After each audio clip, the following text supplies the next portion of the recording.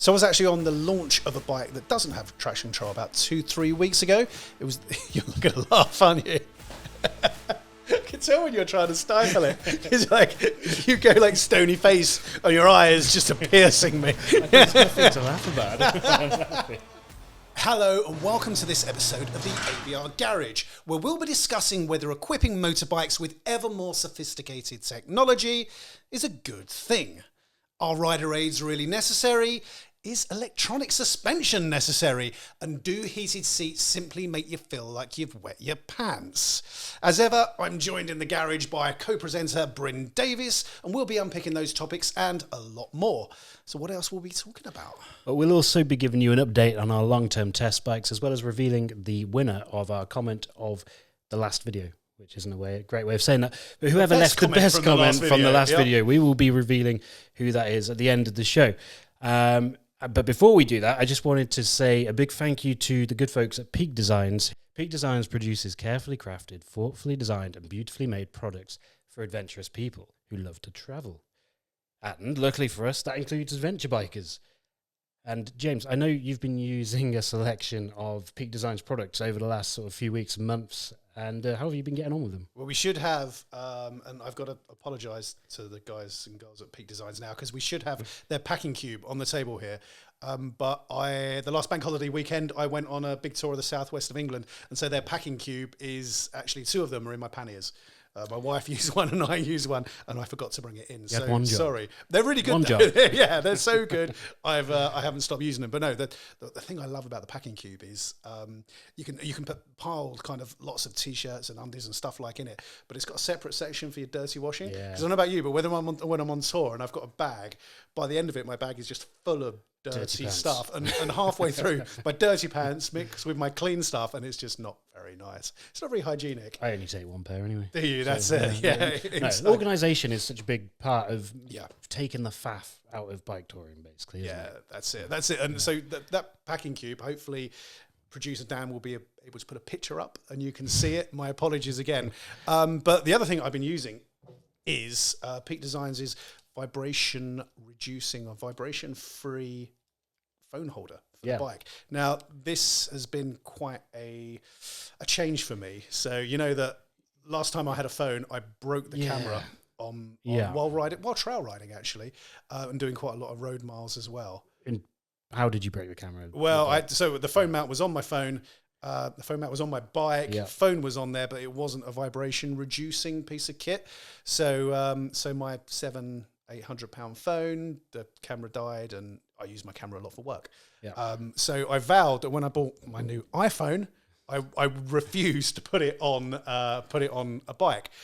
But the guys at Peak Designs assured me that this was going to do the trick, and it wouldn't break my phone. So you literally just pop it on like that. Beautiful. That's it. Is it magnetic there? It is magnetic, and it's also got a clip on it. Amazing. It fits to your bike, and it's also a really nice looking piece of kit. I've had it on the Harley Davidson Pan America, and it just looks really slick. You know, I've never considered a phone mount to be a sexy piece of kit. It's a really nice. I don't know if you can see that, producer Dan, with your camera, but it's just a really nice, slick looking piece of kit.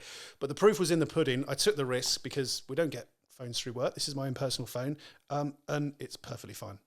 It's weathered the terrain, weathered the bumps and whatever it is on the road. So cracking piece of kit.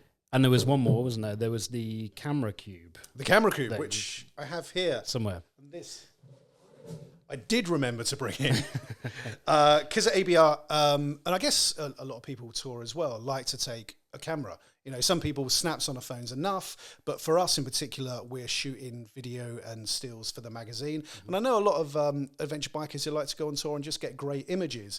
But the problem is, where do you put your camera? Do you have a case? If you do have a case, it's stuffing it in with all your other stuff, different lenses. Anyway, this is one of Peak Designs packing cubes, and it's just great. It just has different compartments for your camera, for your lenses, and it's just all very well designed, very well made. There's plenty of cushioning, and there's lots of bags on the market for cameras, but they're just so easy and simple to use. And I think they've had kind of bikers in mind because there isn't a lot of space in your panniers. No. And these things are worth their weight in gold if you're into your photography and taking your camera with you. Because I used to take my camera in my pannier or top box, just shove it in there, wrap it in some clothes, and hope that was all right. Yeah. But I've broke a lens before doing that, and having something like that is so much better because it's got all the protection in there as well, isn't it? It's all softly lined inside. Yeah. And yeah. And it's great. And if you getting off your bike, it's an expensive bit of kit, just walk away. They do them in lots of different sizes, but yeah, I've actually been really enjoying using the stuff. And I won't bring the packing cube in anymore. It's mine. I'm claiming it. I'd highly recommend checking out all of these products and more at www.petedesign.com, and we'll put a link below the video so you can check them out for yourself. Okay, so this is something we hear quite a lot at ABR. So bikes are becoming more and more sophisticated in terms of electronics, so there's more to go wrong, and they're harder and more expensive to repair. Simple bikes are better because there's less to go wrong and they're easier to repair when they break down. We get it an awful lot, particularly on social media and things like that, don't we? To the point where we kind of groan a little bit in the office when we see a new comment like it. Yeah, I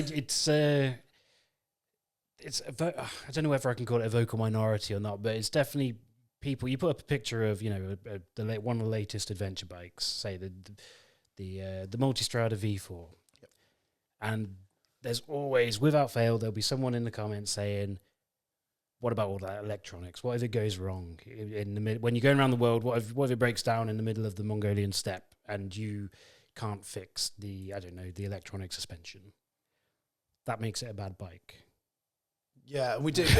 And do you know, we'll delve into this a bit later on, but I do get it. I understand that sometimes simplicity is best.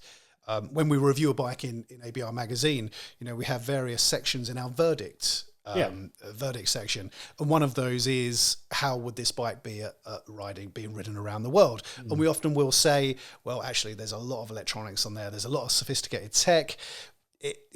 If it goes wrong, you might struggle in the middle of Mongolia, the middle of who knows where, getting it fixed.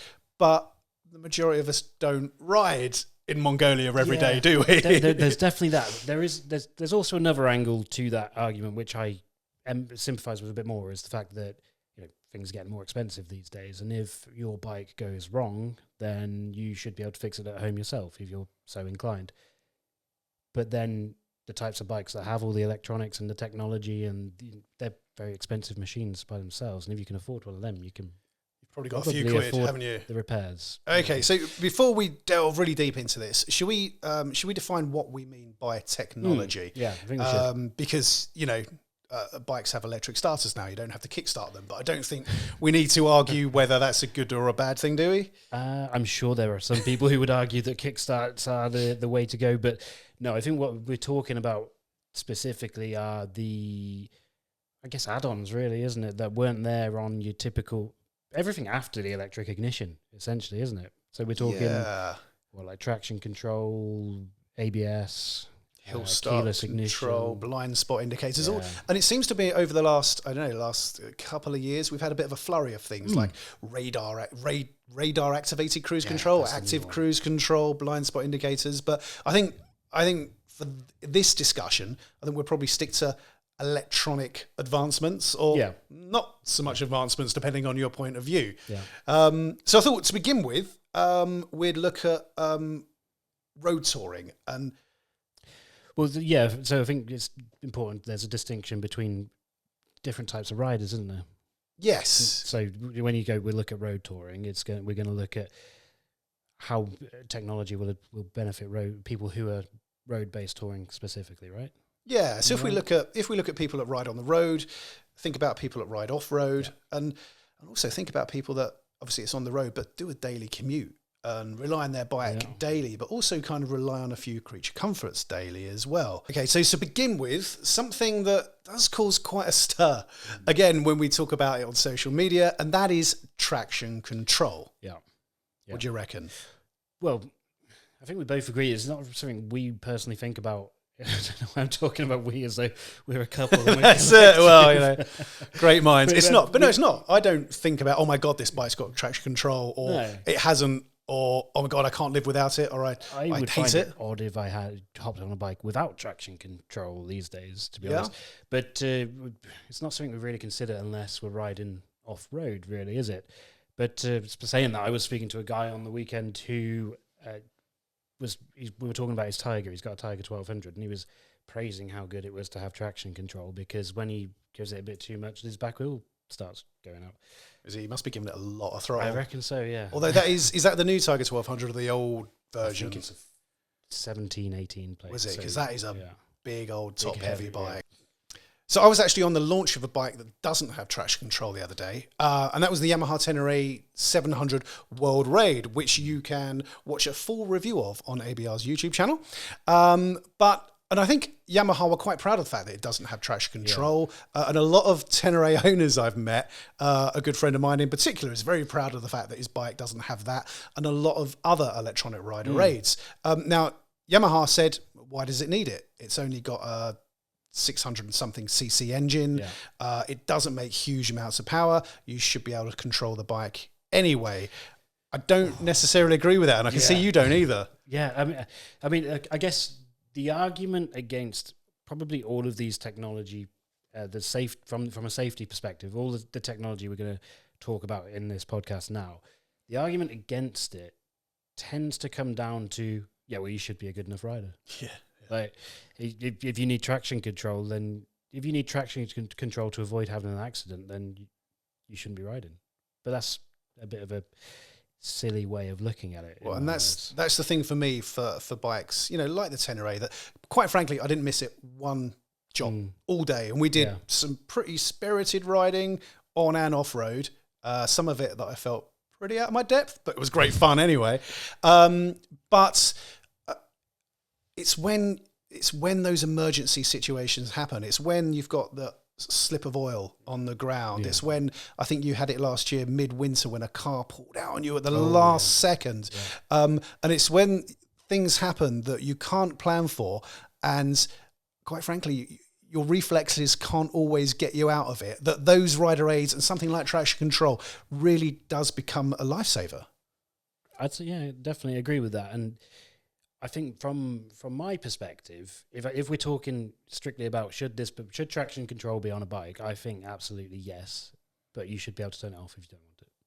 Yeah, which you can do on the Tenere, which we did when we rode off road, or it had various settings, or it had a setting where you could kind of limit it, or you could turn it off completely.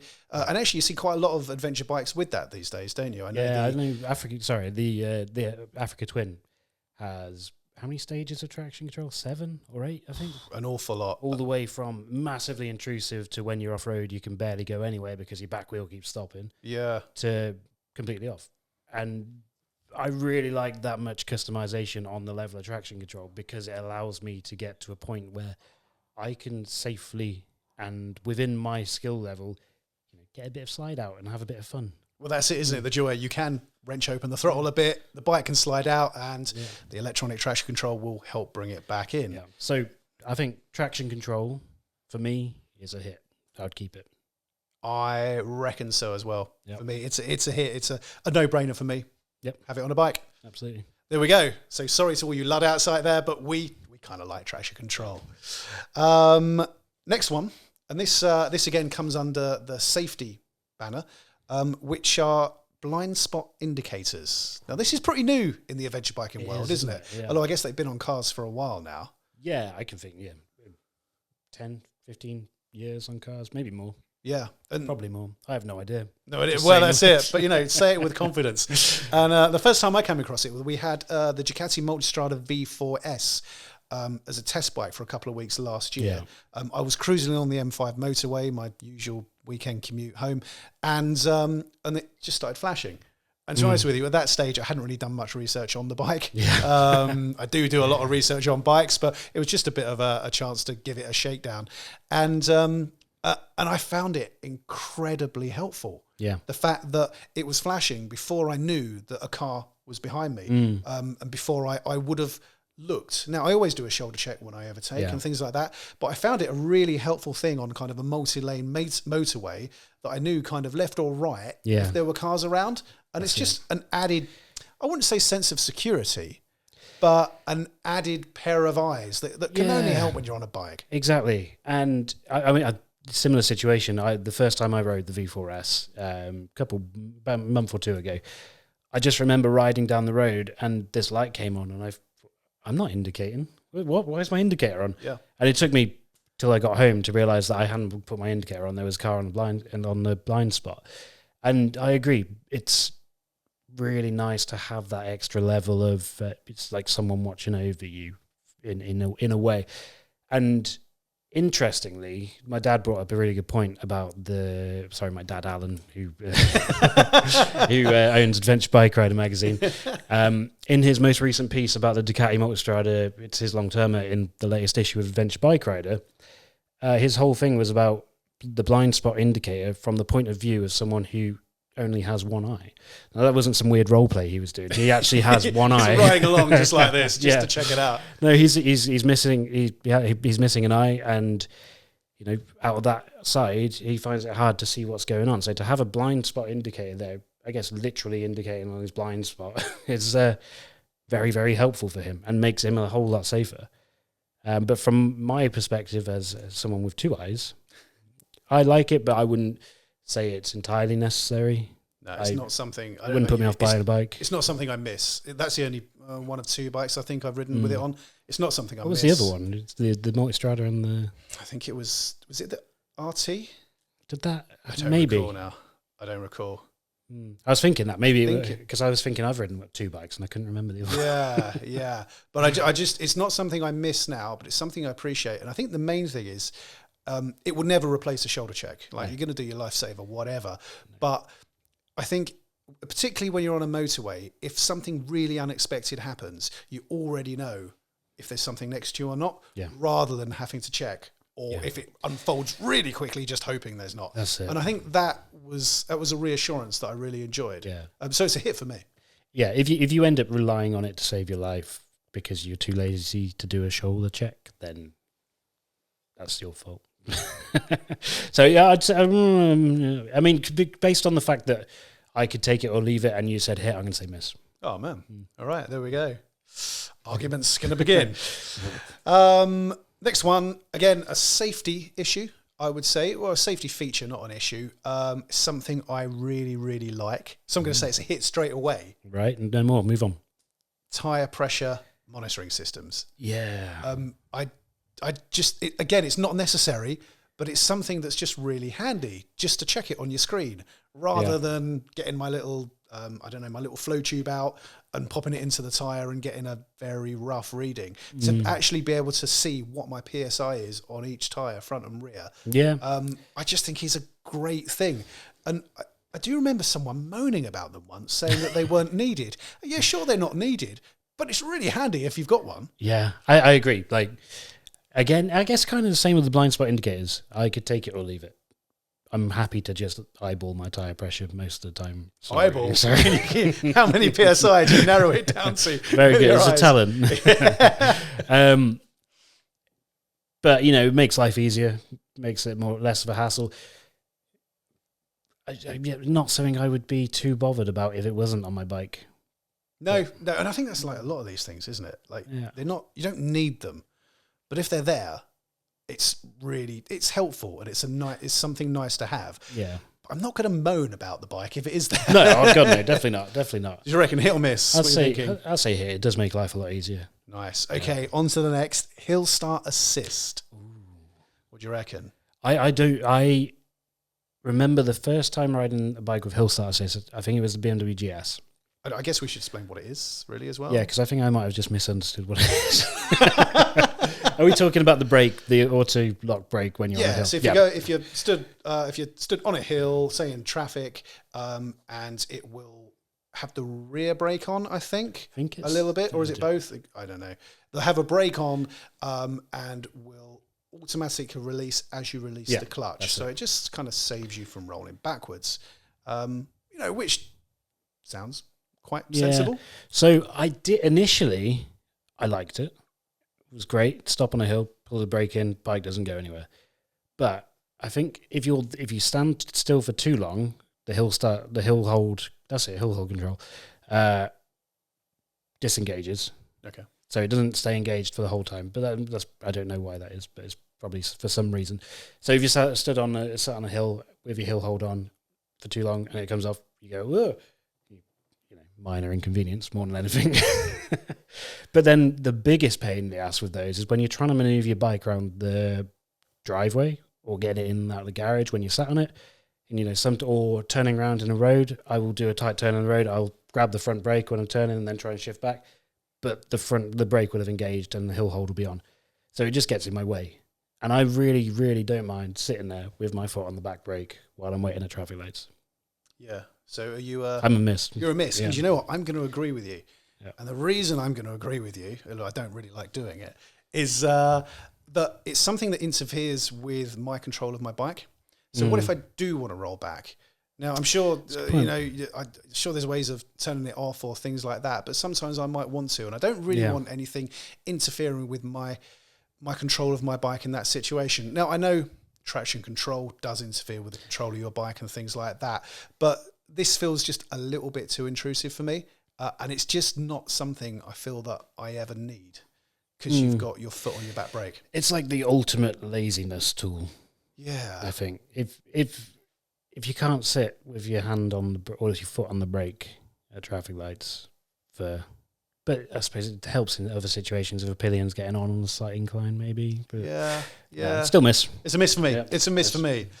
Okay, so I think there's the kind of like safety features. What about ABS and lean sensitive ABS and stuff like that? ABS, we can go into that if you want. Yeah, I don't really want to go into it. I can't. Do you know what? I see ABS now, and I see that as something a little bit like an electric starter. Well, it's just on every bike anyway. I think every bike in the UK or in Europe needs to come with ABS these days, doesn't it? It's been like that way for a few years now. All linked front and back, isn't it? Yeah. So when you've got kind of that, it's a system to stop your brakes from locking. And a bit like traction control, as long as you can turn it off if you don't want it, particularly if you're riding off-road, maybe. I don't see the problem with it. No, and I will happily say that I'm very happy for ABS, and in particular lean-sensitive ABS. First, probably say, I don't know, maybe saving my life, definitely saving me from bad things. Trashing a multistrada. Yeah. That's quite a bad thing. Yeah, someone pulled out in front of me on the way home from work. It was pitch black.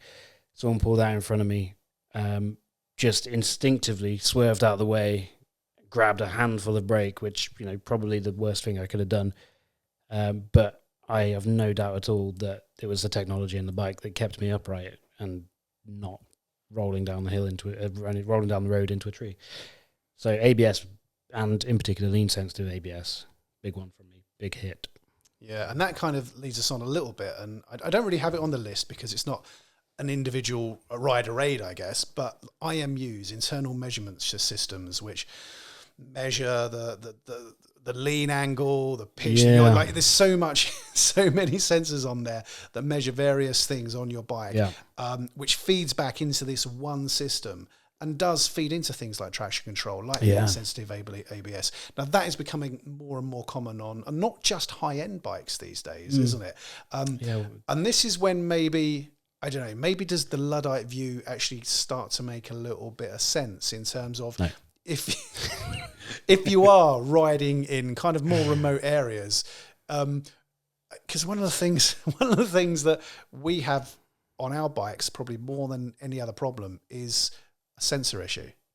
Like we're lucky that we get to test ride pretty new bikes here at ABR. That is true. Whenever they do go wrong, it's usually because there's something wrong with a sensor. And I just can imagine riding, I don't know, whether you're in Morocco or you are in Mongolia or whatever, or even in a remote part of the States or Canada. Yeah, which we often are. Yeah, which we often are. But, we do on the holidays, on tours. And having that screen flick up with go to your garage immediately was on one of the bikes, wasn't it? Stop immediately and go to your garage. And it felt like the bike was going to self-destruct. And really, there was just a little sensor issue. And I wonder if kind of technology that is that sophisticated and that advanced and is linked to so many different parts of your bike, is that becoming a little bit too much? Does it have a place? I don't. It all depends on where you are planning to take your bike and your end usage.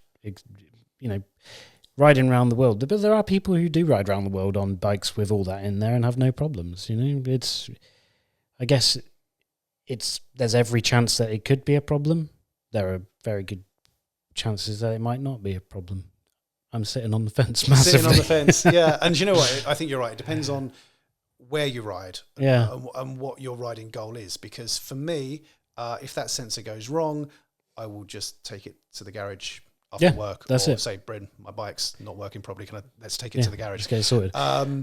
But, you know, if you are in more remote places, then that is going to be more of an issue. And I do understand why people who travel further and longer on bikes do go for something simpler. And again, I mentioned it at the start, but, you know, the cost element of it. If you've got to take your bike to a dealership, a main dealership, every time a sensor gets a bit dirty, it's going to get very pricey and not something you want to be doing. So I can see it from both ways, really.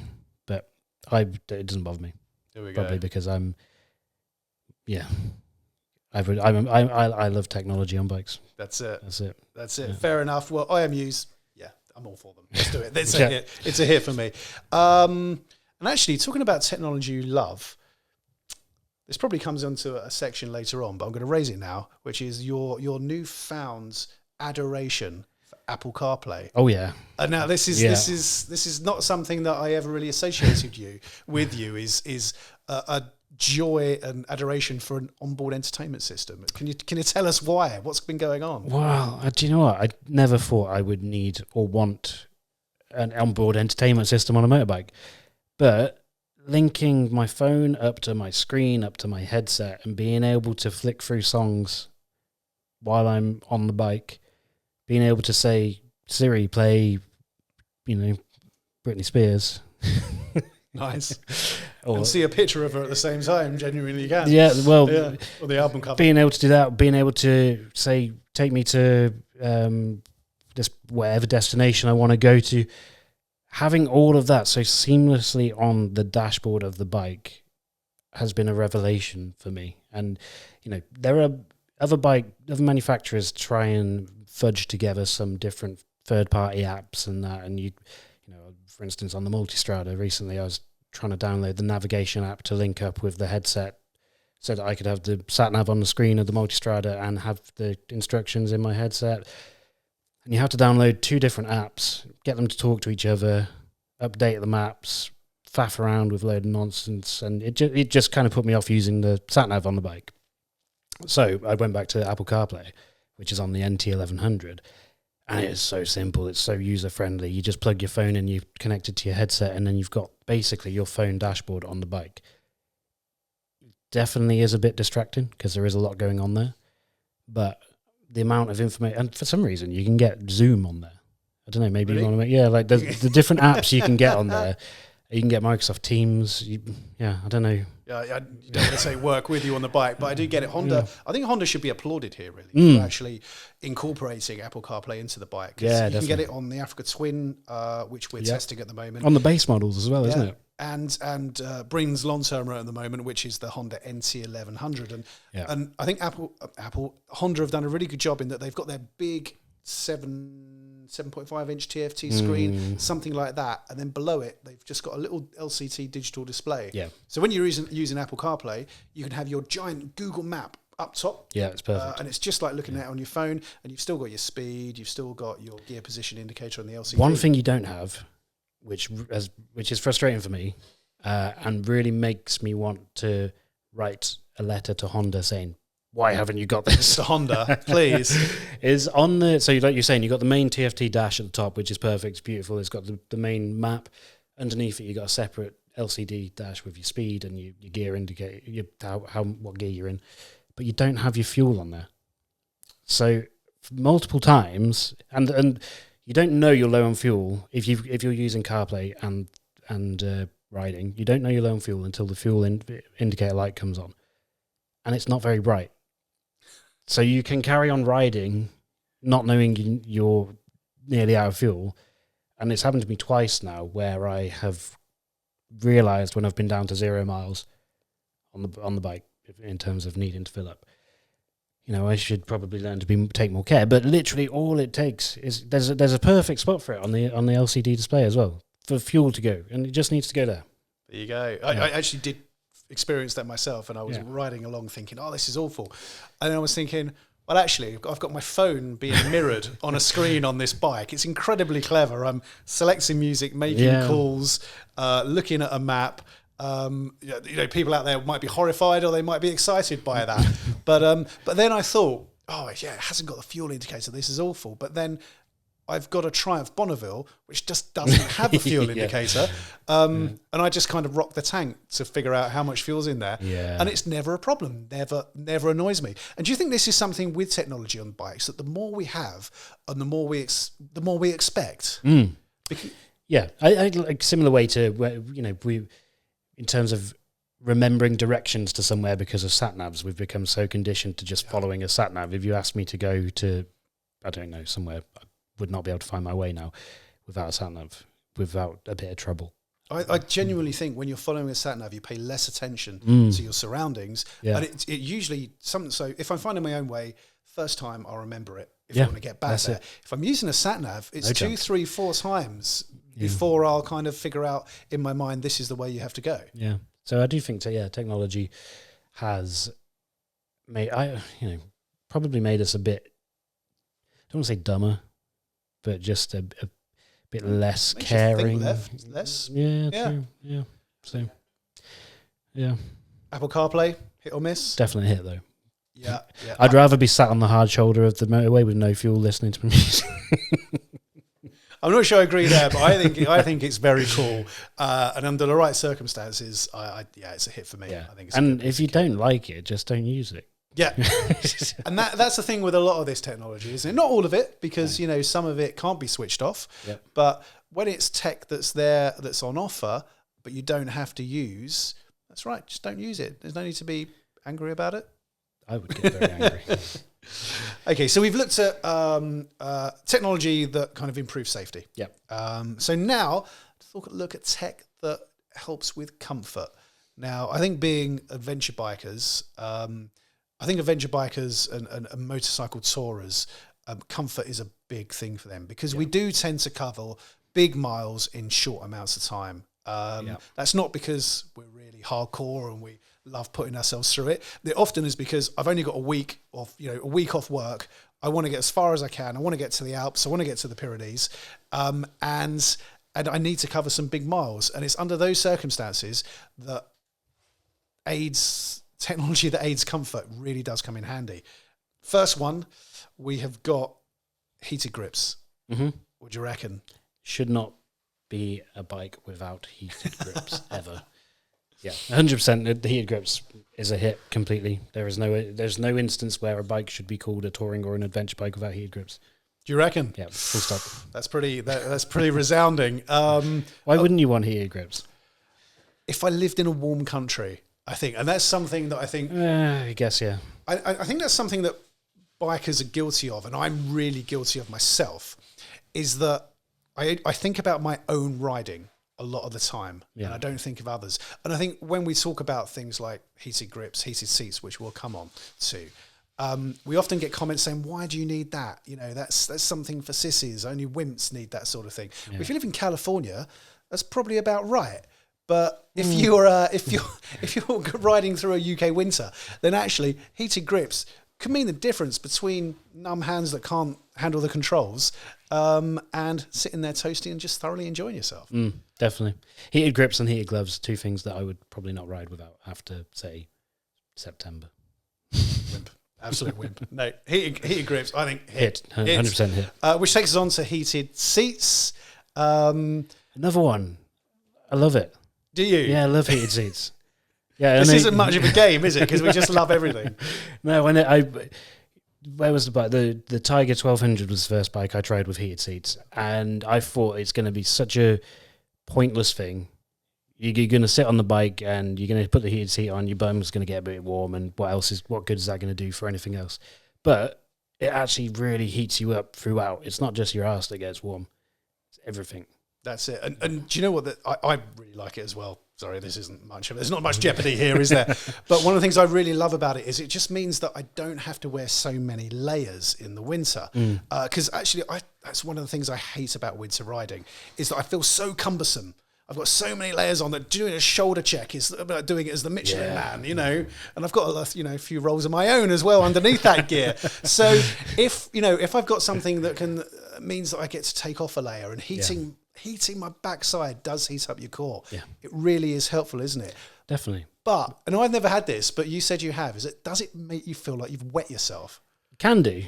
Yeah, it's an maybe the first time you sit on it, it does make you, it's a warming sensation in your groinal area. When was the last time you wet yourself that it reminded you of that? Well, everyone's wet themselves before. Well, that's it. Well, Stu, the designer for Adventure Bike Rider magazine, said the same thing to me. He said, nope, I don't like that. It just makes me feel like I've wet my pants. Yeah. Which, if it doesn't go cold, could be a nice sensation. I don't know. Yeah. Maybe. Well, I would also add, heated seats are excellent for pillions. Yes. Oh, yeah. If you want to keep your pillion happy, give them a heated seat. Yeah. I've just got a vision of my poor wife last weekend.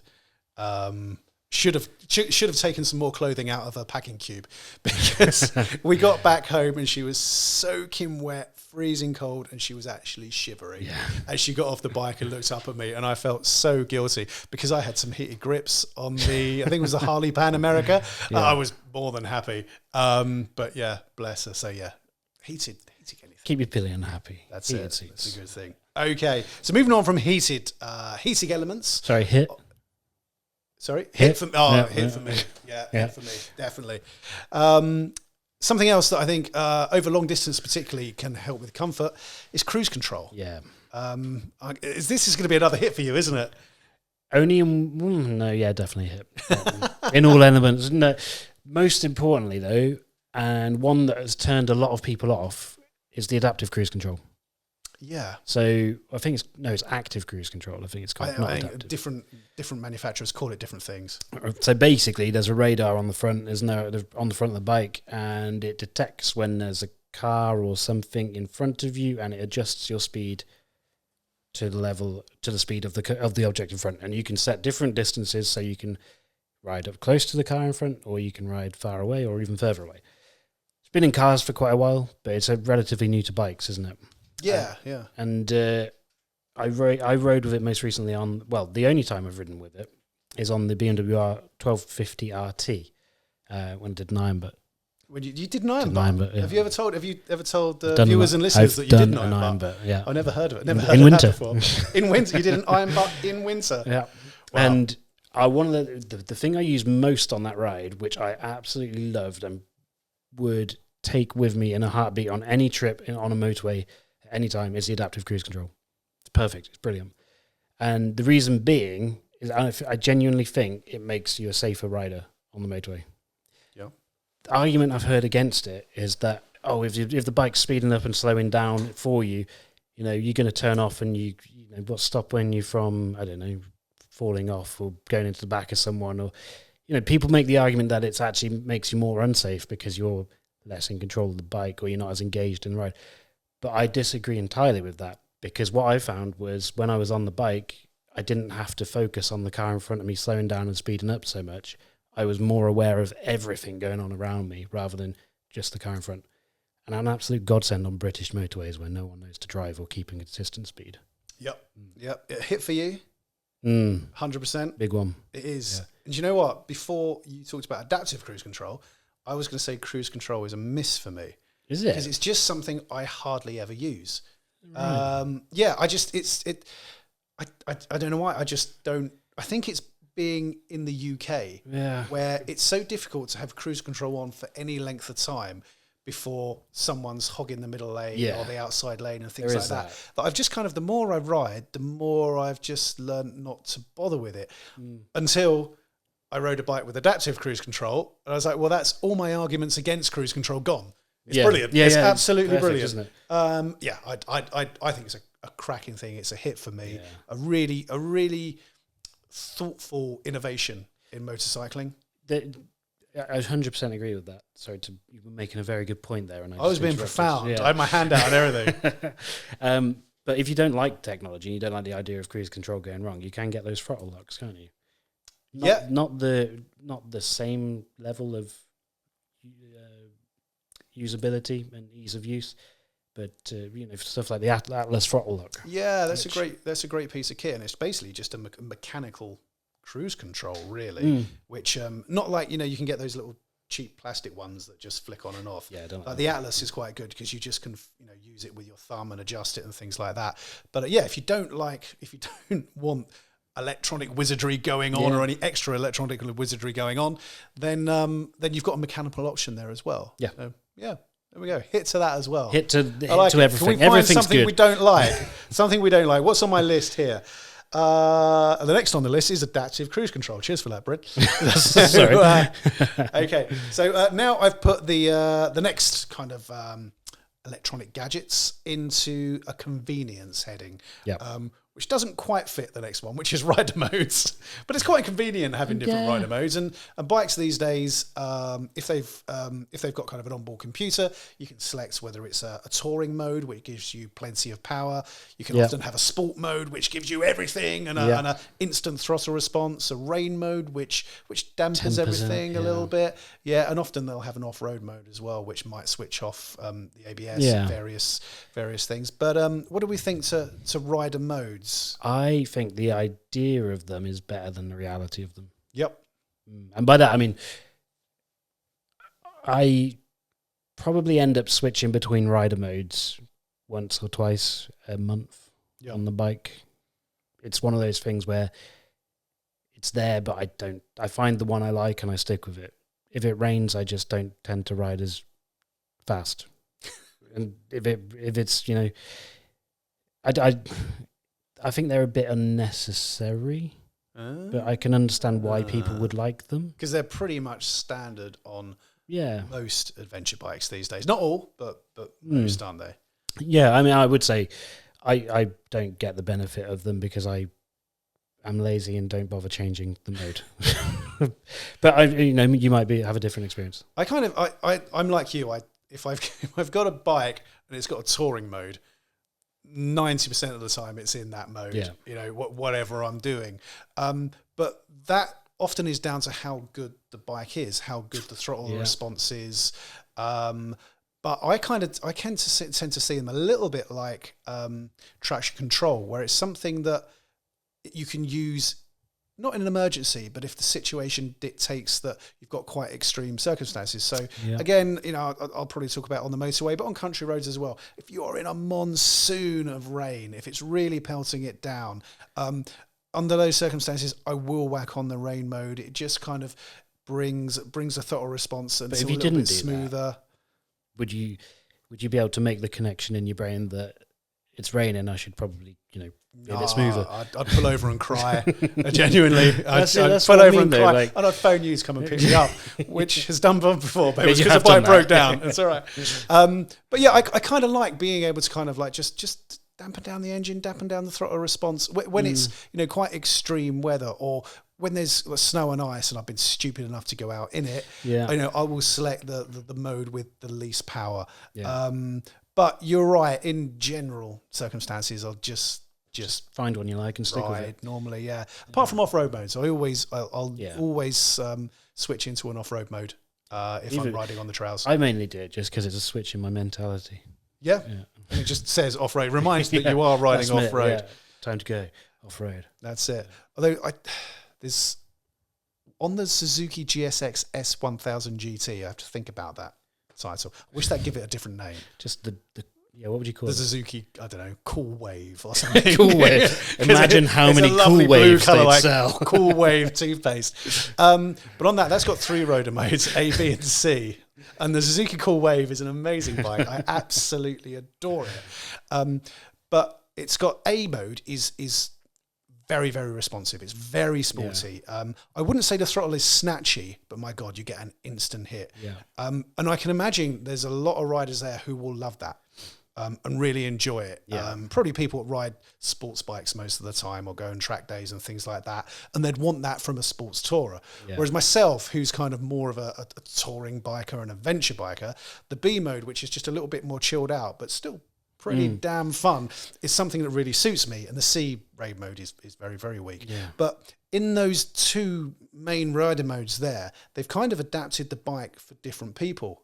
And I can imagine if I jumped on that and the only mode was A, I'd be like, yeah, it's a great bike, but it's a bit snatchy. And people that are really into riding fast would probably be like, oh, it's a little bit dull in B. So I think there is a place for them. So Yamaha does this as well. Doesn't it really annoy you that they don't name their modes? Yeah, I do find it slightly unusual. Like, I'm an idiot. Tell me what it is. Well, that's part of me thinking I should be able to work it out, but what's the difference between calling it like sport, tour, and raid? Exactly. A, B, C, like it just adds an extra level of complicatedness. Yeah. Complications. Well, then when it's raining and you've only got an urban mode, you just put it in urban mode. If there's no rain mode, what do? You stop and you cry. Yeah, that's it. No, I'm seeing your point. Yeah. No. So rider modes, it sounds like they're a bit of a miss for you. But I see the benefit of them. I'm firmly down the middle. Hit miss. It's a hit and miss. It's a hit for me under the kind of the prerequisite again that if you are adventure biking in more remote lands, and there are people, people do this. It's adventure bike rider features a lot of people that go out and do this, and I don't think we should, just because the majority of riders here in the UK won't be heading off onto some epic adventure anytime soon. I think if you've got a bike with less tech, with less rider modes, that's probably going to be your best bet, isn't it, for a journey like that? Although saying that, two of my favourite round-the-world travellers, Simon and Lisa Thomas, 17 plus years on the road in the most far-flung remote places on earth. Like Simon's on a GS 1250, is he? Or 1150 adventure? Yeah. So, he managed all right. Yeah. Yeah, I guess, though, would a bike not having rider modes put you off buying it? No, not if it was a good bike, because the only bike I own doesn't have any rider modes. Yeah. So that's probably that's it. Yeah. There we go. Okay, so firmly on the fence there. This is I'm going to shout out for now, a miss for me, 100% self-cancelling indicators. Yeah, 100%. Hate them. Why do I need... I know why, because people leave them on, but they turn off way too soon. Yes. Every time. I throw them away. Filtering for me. Filtering is the main thing. If I'm filtering down a line of traffic, I sometimes will have the indicator on just to kind of let oncoming traffic know that what I'm doing. And if it turns off automatically, it's annoying.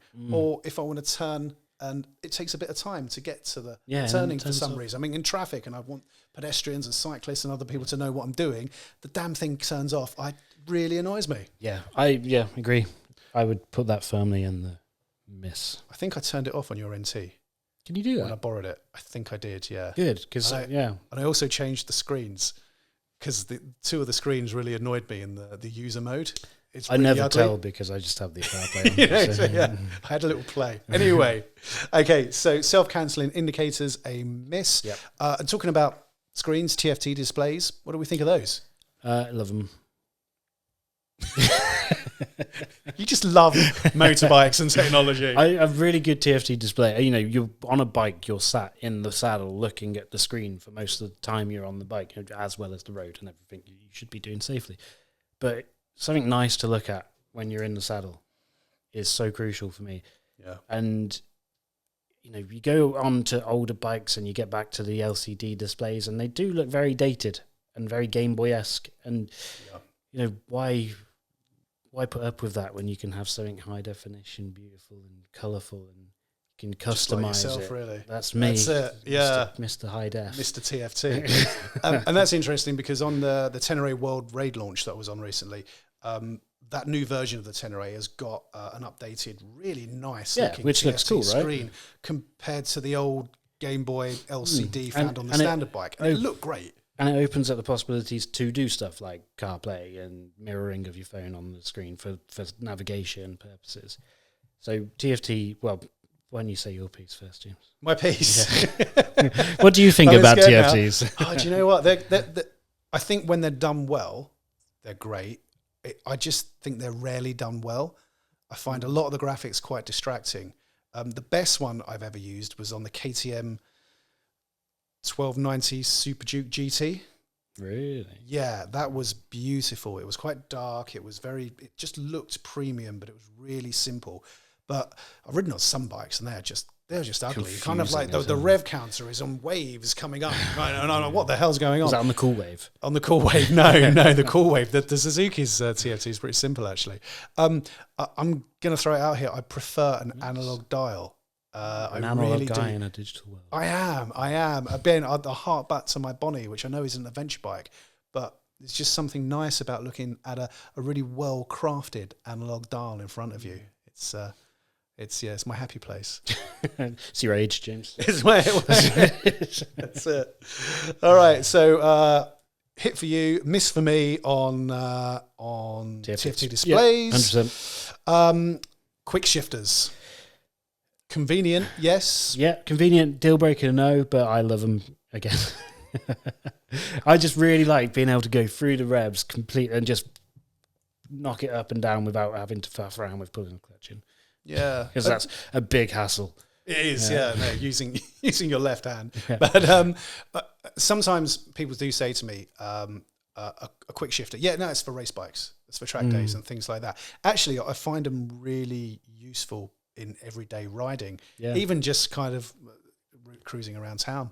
It's just sort of. But does it make you a bit lazy? Yes, because then I get on a bike without a quick shifter and then try and mash the gears up into.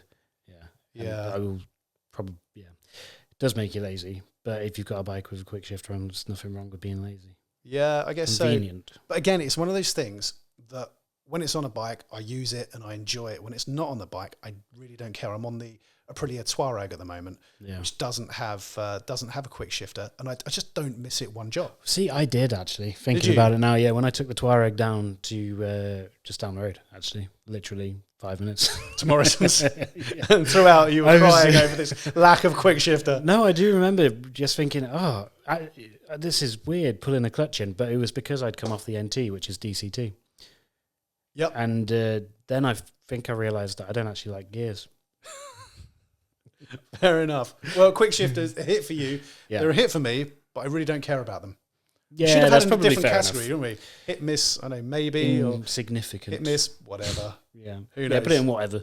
All right, I'm going to jump on to a couple ahead now because you just mentioned it. Automatic gearboxes. Honda calls it DCT, dual clutch transmission, but bikes, you don't have to change gear. It does it for you. Yep. This is another hit for you, isn't it? I know it. Currently, yeah. But it's quite a new thing, isn't it? Yeah, definitely a new thing. If you'd said to me 2-3 months ago, you're going to be riding a DCT bike, I would have said, no, I'm not. I hate the idea of DCT. Every time I've ridden it in the past, I just don't like it. Just give me a bike with gears, please. I really like changing through gears. And having ridden the NT 1100 for the last couple months, which is DCT, I am really enjoying that gearbox now. It takes getting used to. You have to change the way you ride to make the most of the gearbox, and you figure out the quirks of it, and then you get used to the slow control because you don't have a clutch to pull in. You use your back brake instead. But I'm really enjoying just not worrying about changing gear. And I know it's not a worry, but it's the same with a car. I would have always said I will never drive an automatic car, because I just don't like. I like changing gear when I want to change gear, but then I got an automatic car and I have never bought anything other than an automatic since. No. I don't think I would go, if given the choice, I don't think I'd choose DCT over manual, but I definitely see it as a better thing now than I did 3 months prior. And I also appreciate that there are people who DCT works for from a physical point of view. If you've got hand problems, or you Ollie, for instance, who used to work here, he had problems with his ankle, didn't he, after a motorcycle accident? Changing up and down gear all day would cause pain in his ankle. So having taken that away and being able to change gear without the gears, I think is good. I would put it in hit.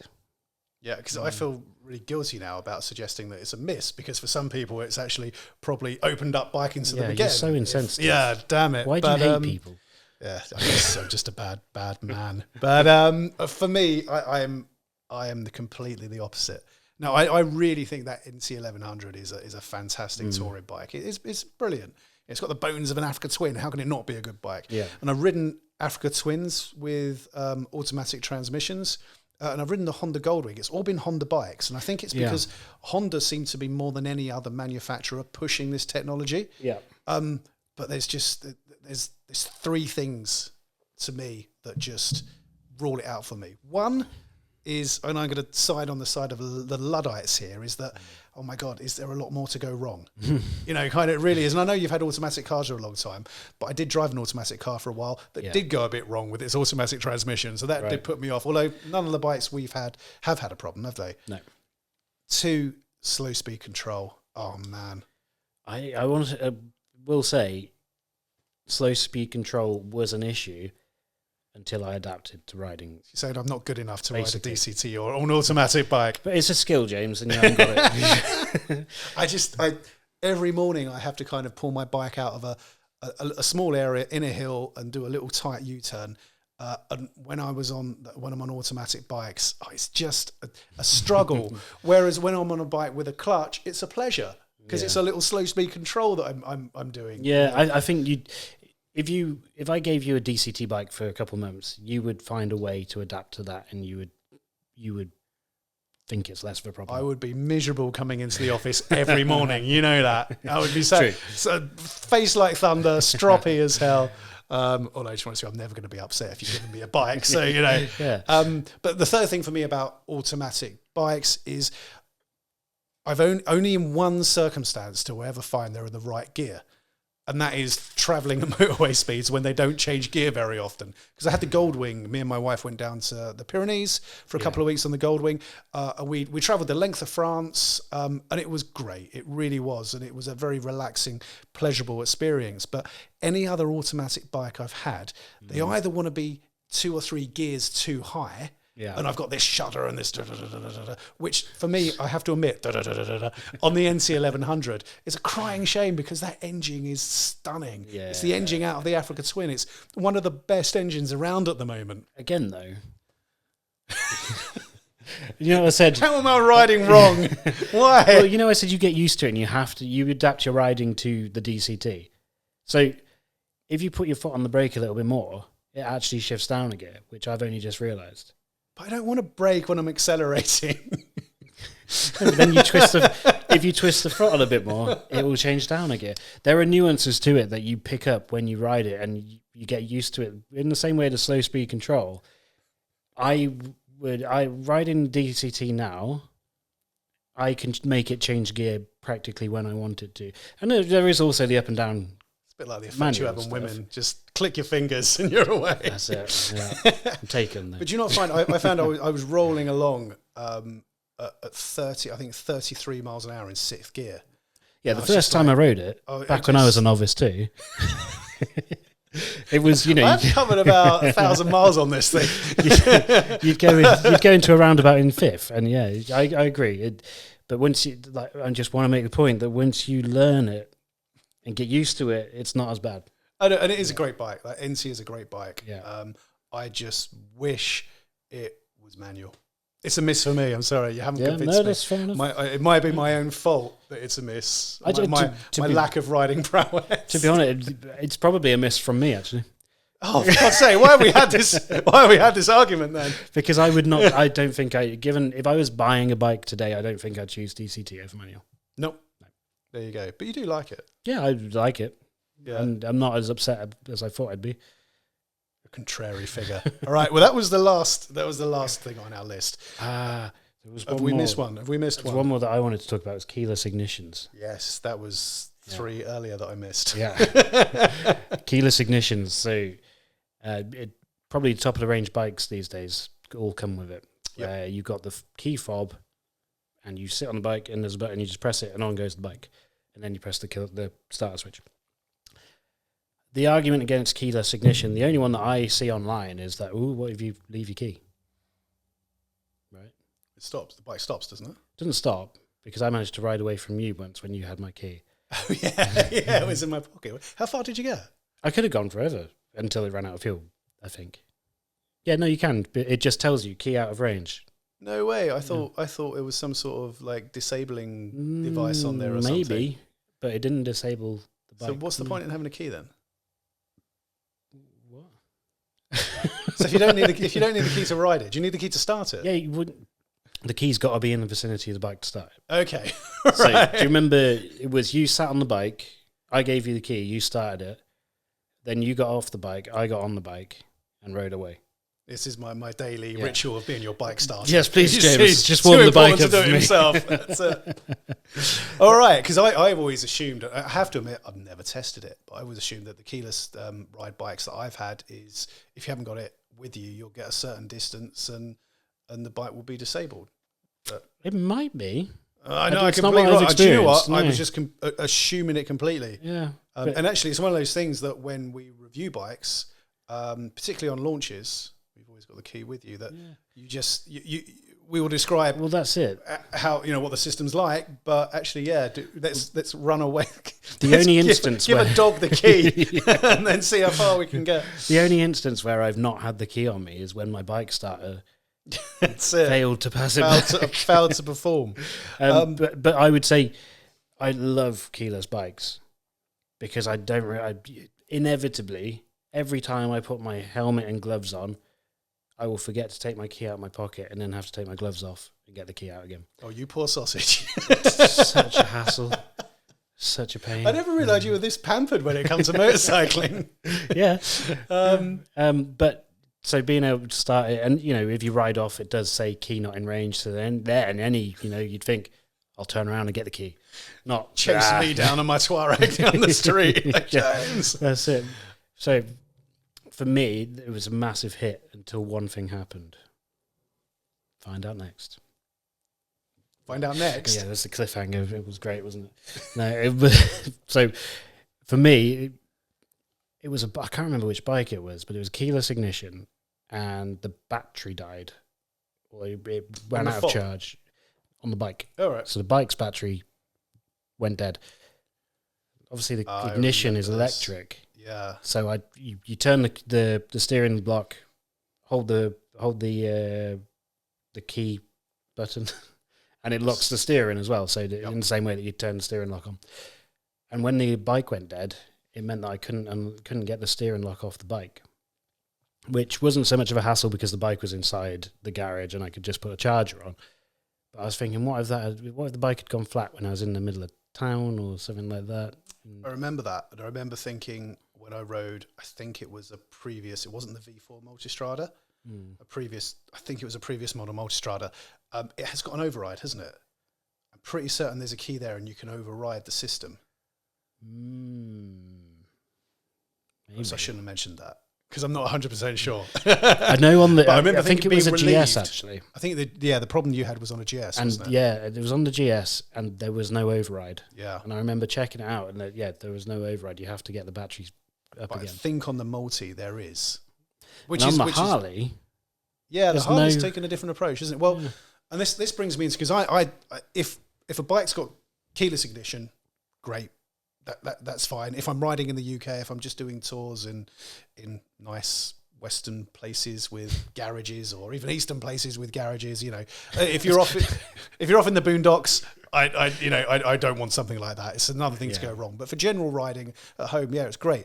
But I've never had a bike with a keyless ride where also the fuel cup's also keyless, isn't it? And they're always an absolute pain in the backside to open or close. It always takes lots of goes. Yeah. And I thought it was just me being an idiot on the first bike I rode with it, but every single bike I've ridden, is it open? No, it's not. What do I press?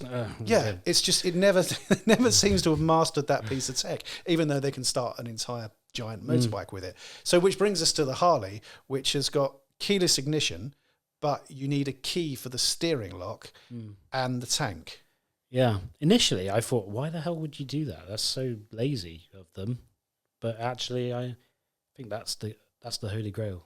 Do you think they've made it? I don't really see the point, in a way. Like, if you've got your key out anyway, you may as well just put it in the ignition. But it's fine. It does the job. But what I really do like is you need a key for the fuel tank, filler cap, so that the I'm not like having a poke and a fiddle around, and it's really frustrating. Yeah. The Multistrada is like that, isn't it? Now it's got a flip out key like on a car, and you use that for the filler cap. Yeah. But yeah, I agree. The keyless fuel caps are a pain in the ass. There we go. So, but I would put keyless rides into hit. Would you? See, for me, it's a miss. I just don't care. I care. Hit. It's and a miss. There we go. Well, I think that is our entire list of electric technology and wizardry. Things that we're seeing become more and more prevalent on bikes, and aren't just the high-end bikes anymore. It's filtering down a bit, isn't it? So I'm sure you guys have got your own opinions too on technology. I'm sure that some of you are listening to this and watching, screaming at the fact that Bryn loves everything. But so, please do let us know in the comments below the video and wherever you get your podcasts, what your ideal setup up was when it comes to technology. Is it something that you've had problems with, or are there things that you just could not live without? And talking of comments, I think in the next section, after we take a very brief break, we're going to read out some comments from the last episode of the ABR Garage, and also award a wonderful prize to one lucky commenter. Welcome back to the final part of this episode of the ABR Garage, where we're going to read out some of the listener comments from the last episode. Aren't we? We are. Yes, and we are. With our favourite comment winning a very special prize. The most special prize anyone could ever hope to win is an Adventure Bike Rider lid t-shirt. Wow. Yeah. We don't have one with us, but Dan is going to put one up on the screen for you to see now. It's one of our best-selling t-shirts, and you'll look really cool in it.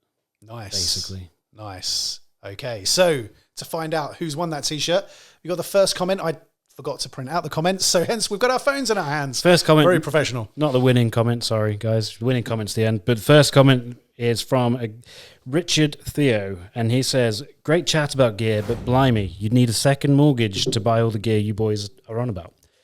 And this was in reference to, the last podcast we did was about our favourite gear, essentially. But if we were touring, going down to the Alps, what gear would we wear and why? And he's got a very good point. 100% fair. Yeah, really good point. We did talk about just about the most expensive gear on the market. Well, like in our defence, it was our dream gear. What would we choose? But we get it. It was thousands of pounds worth of gear was spoken about, wasn't it? And I couldn't afford all that if I wasn't in the lucky position to work for ABR. Yeah. So there are very good options on the lower end of the price range, which we'll probably go into at some point in the future. I feel like it'd be really good to do something about lower priced gear that becomes highly recommended from us, because we do review a lot of gear in the magazine and we come across some of the best. Yeah. What was the chap's name? Richard. I'm actually it has prompted me to think about if we can do a lower priced gear review in an upcoming issue of Adventure Bike Rider magazine, or look at jackets below £500 or below £300 or something like that. So it's got me thinking. Thanks for the comment, and it's something we'll be looking at. Yeah, cool. Thank you. So then Dave P says, as regards to helmets, one thing you didn't touch on is colour. Is there an added safety element with, say, white, high vis, etc.? What do you reckon, James? Well, after I cracked up and got the giggles with you talking about helmets, I'm really pleased that you didn't talk about the colour of your helmet. But 100%. It's I guess it's not something, not something we touched on, is it? And quite right. If you've got a bright high vis helmet, then naturally you're going to stand out. And I'm sure there's some scientific studies online somewhere. It says that it makes absolutely no difference, but anecdotally, as a car driver and a biker, if I see someone with a high vis lid on, I'd spot them much further down the road. 100% makes you far more visible to everyone. I was behind a biker with a high vis yellow helmet. Yeah, we're going to hear the we shouldn't talk about helmets. It's a bad thing.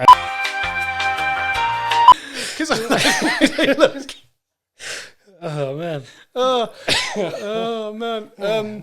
I wore a high vis helmet to the Alps, and for 2 weeks, I was just covered in bugs. That's why I would not wear a high-vis helmet now. High-vis helmets attract bugs. Nice. I'm so glad we waited for that for so long. There's more of a point to it before. There is, the vanity kind of comes in there as well. They're not, like, high-vis is great, it's safer. It's not the coolest looking gear in the world, is it? No. And I think it's probably wrong with me, but vanity kicks in, and I don't tend to wear high-vis helmets very often. But I do like my white ones. Anyway, Gareth Jones. Enjoyable watch, guys, and nice to include a non-ABR contributor.